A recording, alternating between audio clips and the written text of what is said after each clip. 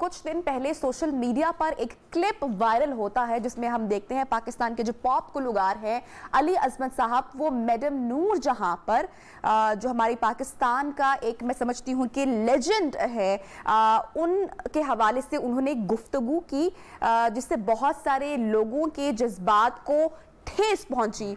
उन्होंने अपने इस क्लिप में सोशल मीडिया पर गुफ्तगू करते हुए क्या कहा, सबसे पहले मैं वो आपको दिखाती हूँ, फिर इसके ऊपर बात करते हैं मजीद। जी जनाब, तो ये वीडियो आपने देखी और गुफ्तगू भी आपने सुन ली कि जनाब अली अजमत साहब क्या फरमा रही हैं। अच्छा, इसी के ऊपर बात करते हैं। हमारे साथ इस वक्त हमें ज्वाइन किया है नियो पाकिस्तान में हमारी पाकिस्तान का एक बहुत बड़ा नाम बुशरा अंसारी साहिबा। कौन इनको नहीं जानता। Ma'am, thank you so much, आपने वक्त निकाला हमारे प्रोग्राम के लिए। गुफ्तगू आप सुन चुकी हैं, क्या कहेंगी आप, क्यों इस तरह के कमेंट्स पास किए अली अजमत साहब ने? अस्सलाम वालेकुम जी, मैंने भी ये क्लिप कल ही देखा। जाहिर है कि अफसोस और दुख के साथ हम सभी परेशान हैं। अली अजमत का मैं क्या कहूँ, मुझे बड़ा प्यारा है और अपना एक माशाल्लाह उसने मकाम बनाया है, लेकिन उसके अंदर एक प्रॉब्लम है, वो ये कि वो मूडी है। वो कभी कुछ भी ऐसे ही मजाक में भी कह देता है और कभी वो गुस्से में भी कह देता है। और उसका मैं अब अपनी क्या सफाई नहीं पेश कर रही उसकी कि वो उसका कोई मतलब नहीं होता। मैं आपको ये बताऊं, sometimes he is in a very मतलब डिफरेंट स्टेट ऑफ माइंड के आप हैरान होते कि ये क्या कह रहा है, फिर उसके बाद वो ठीक हो जाता है। लेकिन ये सारी बातें अपनी जगह हैं। हमें अपने लेजेंड्स और अपने बुजुर्गों का और अपने बड़ों का एहतराम तो हर सूरत में करना चाहिए, चाहे कुछ भी हो। मतलब ये कि आप ऊपर से फिर मैडम नूरजहां मेरे लिए तो वो समझे मेरी माँ के बराबर है। पूरी इंडस्ट्री के लिए, पूरे पाकिस्तान के लिए, गायकी की दुनिया में, म्यूजिक की दुनिया में वो एक माँ का दर्जा रखती हैं, माँ का दर्जा। वो एक सिंगर तो अपनी जगह है, लेकिन जिस तरह हम उनको प्यार करते हैं, अगर इजाजत होती है हम उनकी पूजा ही कर लेते हैं। हमें हमारे मजहब में इजाजत नहीं है।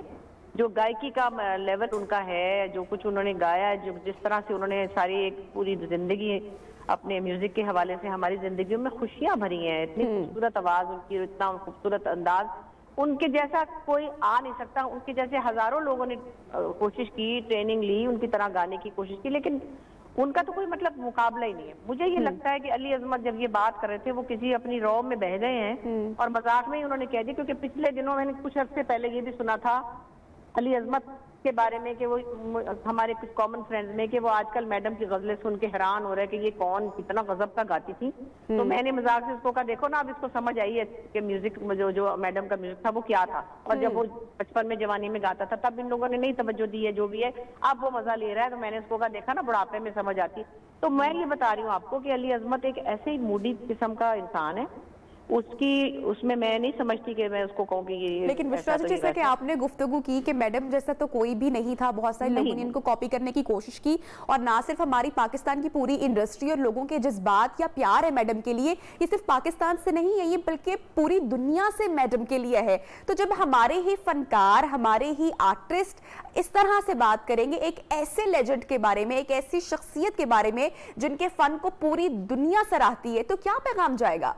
नहीं, बहुत बुरी बात है, ये बहुत बुरी बात है। मुझे लगता है कि अली अजमत को इस पर माजरत करनी चाहिए, बल्कि यकीनन करनी चाहिए, और एहसास होना चाहिए कि कभी किसी के बारे में कमेंट करते हुए कैसे बात करनी है। तो ये सोशल मीडिया है ना, ये बंदर के हाथ में माचिस है, जिसके बारे में जो चाहे इसको कोई भी कुछ भी कह लेता है। उस वजह से ये ऐसा हुआ, वरना हम अपने ड्राइंग रूम में बैठ के, अपने घरों में बैठ के अगर किसी की बात करते भी थे, जैसे खुदा न करे मैडम के बारे में, तो नहीं ऐसे क्यों, अपनी अपनी राय है ना, मुझे फलाना एक्टर नहीं पसंद या मैं किसी को नहीं पसंद, तो वो हमारे अपने तक रहती थी।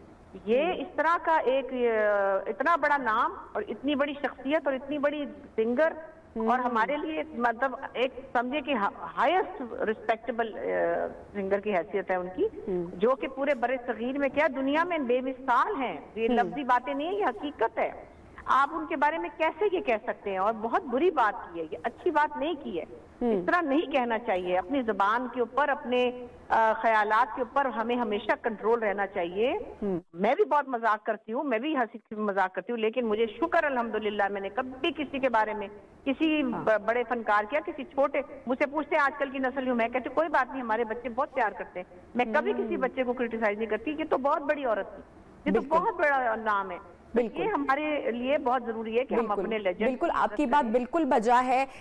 मजाक अपनी जगह, कॉमेडी अपनी जगह, शोज अपनी जगह, लेकिन हमारे जो आर्टिस्ट, हमारे जो फनकार होते हैं, हमारी आवाम के जो जज्बात होते हैं वो भी उनके साथ मुंसलिक होते हैं, वो भी उनसे प्यार करते हैं। एक तो वो दुनिया से भी जा चुकी जी, वो अगर होती भी, खुदा ना करे मेरे मुंह में खाक, कोई फरीदा खानम जो भी अल्लाह उनको जिंदगी दे सलामत है, कोई उनकी गायकी के बारे में बात करे और वो सामने बैठी हो तो उनके दिल पे क्या गुजरेगी कि सारी उम्र की उनकी 70 साल की मेहनत अगर कोई ऐसे हवा में उड़ा दे, ये बहुत बुरी बात है और ये मैं जरूर कंडेम करूंगी इसको। और मुझे बिल्कुल मेरे ये ख्याल है कि अली अजमत को इस पे बिश्रा जी आपको ऐसा लगता है कि हमारी इंडस्ट्री का ये एक रवैया सा बनता चला जा रहा है? पिछले दिनों आपको अगर याद होगा तो आफ्ताब इकबाल साहब ने भी अपने शो में, ड्यूरिंग शो, उन्होंने सुल्तान राही साहब को खासा तनकीद का निशाना बनाया और एक कंपैरिजन भी किया शान के साथ। उन्होंने कहा कि सुल्तान राही साहब ने क्या किया है, मुझे उनका काम पसंद नहीं था, या जो भी एक स्टेटमेंट थी वो भी आपकी नजर से गुजरी होगी।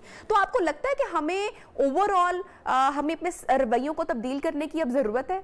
देखिए, सुल्तान राही भी दुनिया से चले गए हैं, अपनी नौइयत के वो भी वाहिद फनकार थे। मुझे अच्छे लगे या नहीं लगे ये मेरी जाती राय है, मैं उनकी फिल्में देखती थी या नहीं देखती थी ये मेरी जाती राय है। मैंने पता नहीं कितने लोगों की नई फिल्में देखी हुई, और ये तो नहीं मैं कह सकती कि वो कुछ भी नहीं थे। वो बड़े आर्टिस्ट थे जो अल्लाह ने उनको इज्जत दी थी और अल्लाह ने उनको नाम दिया था और उतना काम करते थे।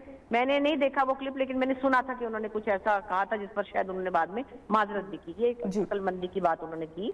मैंने पहली वाली बात नहीं देखी, लेकिन मैंने उनकी माजरत कहीं पढ़ी थी कि उन्होंने माजरत की। चलो, लेकिन बात यह है कि एक तो मैं फ्रैंकली एक सीधी सी बात कहूँ, बिल्कुल सिंपल, अपनी अपनी जुबानों को लगाम दें, अपने अपने रवैयों को लगाम दें, तमीज के दायरे में रहें और अपनी हैसियत से ओवर ना हो लोग। हमने भी बड़े उरूज देखे हुए, अल्हम्दुलिल्लाह हम भी काम करते रहे हैं। हम पाकिस्तान टेलीविजन के एक सेल्फ सेंसरशिप में पले बड़े हैं। हमें तमीज है कि हमें लफ्जों का चुनाव कैसे करना है, हमें किस बात को किस तरह बयान करना है, किसी के बारे में कोई भी कमेंट कैसे करना है, ये हमारी एक ट्रेनिंग हुई भी है। लिहाजा अब जो ये शुतरे बेमुहार किस्म का मीडिया हो चुका हुआ है, उसमें सब लोगों को मैं कह रही हूँ अपनी अपनी जुबानों को कंट्रोल करें, अपने अपने दिमागों को कंट्रोल करें, यूं शुतरे बेमुहार ना हो। बड़े लोगों के बारे में बात करते हुए निहायत एहतियात करें, अच्छे लफ्जों से उनको याद करें और याद रखें कि आपके वालिदैन या आपके बड़े या आपके बुजुर्ग वो भी दुनिया से चले गए हैं। अगर कोई उनके लिए ऐसा कहे, अब मैडम नूरजहां की बेटियां अल्लाह उनको सलामत रखे, इतनी कोई प्यारी हम्बल तीनों औरतें हैं, जिले हुमा के अलावा जो 3 बहनें, उनको कितना बुरा लगा होगा ये, आप सोचिए जरा। इतनी वो मोहब्बती, इतनी डाउन टू अर्थ है तीनों, मिना टिना है ना, कि आपको मैं बता नहीं सकती। एक मतलब तबीयत से वो इतनी हलीम तवा है। क्या उनकी फैमिली पे गुजरी होगी, उनको अच्छा तो नहीं लगा होगा ना ये कि एक उनकी खानदान का एक समझे फख्र है, उसके बारे में कोई उठ के सिंगर उठ के कह दे। मतलब उनको तो कोई नुसरत फतेह अली खान भी क्रिटिसाइज करते तो अच्छी बात नहीं थी। हमारी क्या औकात है? अच्छा बुशरा जी, यहाँ पे दुख ये है कि किसी आम बंदे ने बात नहीं की ना, क्योंकि आम बंदे की बात तो नोटिस में भी नहीं आती है। जब बड़े लोग जिन्होंने पाकिस्तान के लिए ऑलरेडी काम किया होता है या जिनका अपना बड़ा नाम होता है, जब बात वो करते हैं तो फिर दुख होता है, क्योंकि ओपिनियन मेकिंग में भी वो काफी किरदार अदा कर रहे होते हैं। अच्छा, यहाँ पर एक और बात काबिल गौर है, ये भी कहा कि ये वो वक्त था जब हम दूसरों की सकाफत को अडॉप्ट कर रहे थे, यानी कि इस पर उनके लिबास पर भी तनकीद की गई, यानी कि गायकी छोड़कर, उनका एक्चुअली टैलेंट छोड़कर, उनकी फनकारी छोड़कर तनकीद उनके मेकअप पर की जा रही है, उनकी साड़ी पर की जा रही है। मैम, आप भी साड़ी लिबास के तौर पर पहनती हैं और ड्रामास में जो है वो इसको बहुत ग्रेसफुली आप जो है उसको रिप्रेजेंट करती हैं। तो आपको लगता है कि किसी फनकार के, किसी आर्टिस्ट के काम को नजरअंदाज करके उसके लिबास पर तनकीद की जाए और ये कहा जाए कि ये दूसरों का कल्चर प्रमोट कर रहे हैं? देखिए, ये बहुत सारी चीजें हैं जिसको मैं इस तरह नहीं कर सकती एनालाइज, लेकिन एक ही बात मैं आपसे कहूंगी, जब भी किसी के बारे में बात करें और इतने बड़े इंसान के बारे में आप कहते जी फैज साहब तो ये थे वो थे, आप कहते जोश मलियाबादी तो बड़े फजूल थे, वो तो बड़ा क्या कहते हैं बोल्ड लिखते थे, आप कहते सादत हसन मंटो क्या बेचते थे, उनको तो जेल हो गई थी। अब उठ के हम लोग ये करने लगेंगे तो ये तो बात ठीक नहीं है ना। अब हम बड़ी शख्सियात को जो दुनिया में कुछ काम करके अपना इम्पैक्ट छोड़ के गई हैं, म्यूजिक में, लिटरेचर में, आर्ट में, हम कहते हैं जी सादकैन को आता ही क्या था, एवं 4 लकीरें मार देता था वो, तो बेचारा ऐसा था, ऐसे तो नहीं करते ना। ये नहीं करना, ये नहीं करना, ये समझाना पड़ेगा और ये समझना पड़ेगा और याद रखना पड़ेगा कि पूरी दुनिया उनसे इश्क करती है इन लोगों से। ये बड़े खास लोग हैं, ये बहुत बड़े लोग थे, सब के सब। आप कह जी नुसरत फतेह अली खान की तो मुझे फलानी चीज पसंद ही नहीं थी, वो तो ऐसे गाता था। ऐसे थोड़ी होता है कि वो इतना मोटे थे, वो इतने पतले थे, फलाना ऐसा छोटा था, फलाना वैसा मोटा था। ऐसे थोड़ी करते हैं, नहीं करते ऐसे। पूरी बात है ये। ठीक है बहुत बुरी बात मैम, है। बहुत शुक्रिया बुशरा जी, आपने टाइम निकाला नियो पाकिस्तान के लिए।